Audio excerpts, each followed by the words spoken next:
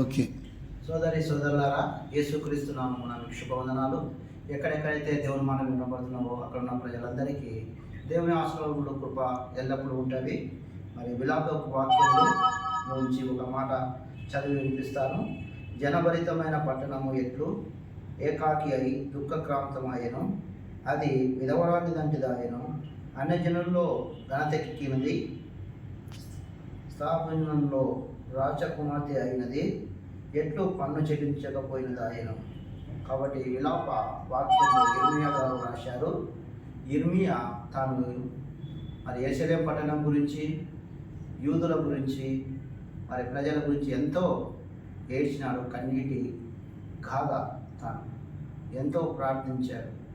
కాబట్టి ఇర్మియా ఒక మరి యాజక పరిచర్య చేస్తూ తనను దేవుడు ఒక ప్రవక్తగా ఎంచుకున్నాడు.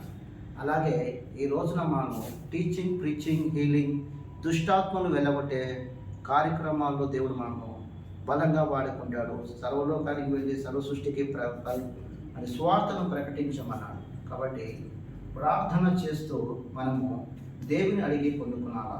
దేవుడు ఆ విధంగా మనం నడిపించిన దాకా ప్రార్థన చేసుకుందాం. గొప్ప దేవ, నీ కార్యములను బట్టి స్తుతిస్తూ కనపరుస్తుంది. శత్రు కార్యములు అయిపోవచ్చుమని యేసు నామమున వేడుకుంటున్నాం తండ్రి. అందరికీ ప్రైజ్ లార్డ్.